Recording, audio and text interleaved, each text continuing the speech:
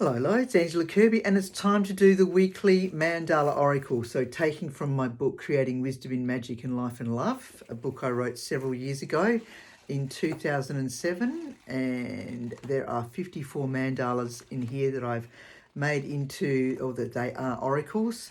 They didn't start off as an oracle, but after a while, I became to get the download basically that they needed to be oracles. So, and in came the verbiage for each one and what each one meant.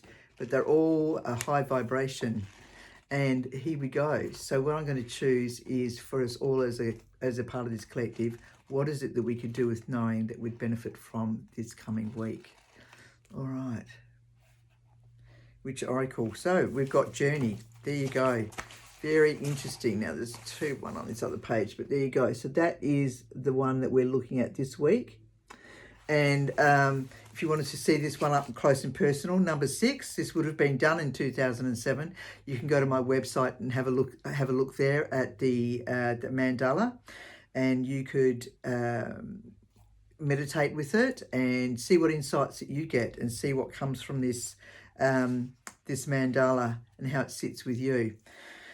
And it may not, or it might down the, in hindsight at some stage. But anyway, number 6, and what I do is I read out the mandala, the message, the first aspect of it, which is the mantra that gets us into a position to be able to take on, or not taking on, but to be able to hear the message more clearly. All right, so from that sense of your higher self. So a circle of love, a circle of life, this mandala is now in your life. Allow it to open its pleasure and delight through seeing and feeling. In meditation, it will guide us. Allow it to whisper its wisdom. And can we hear what the messages are? Write what we hear and feel and study it deeply, and the release for our path to be.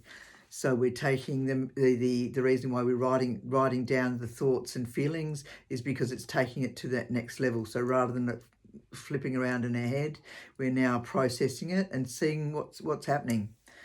The insights that are garnered from it. So circles within circles, you have a sense of what is most important in your life and the ability to bring in new opportunities. Well, that's good.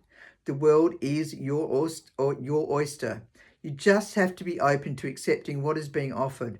It may be that the work you do encompasses connections from afar, or you may be traveling for personal growth, inner knowledge and information that in turn you bring back to share with others.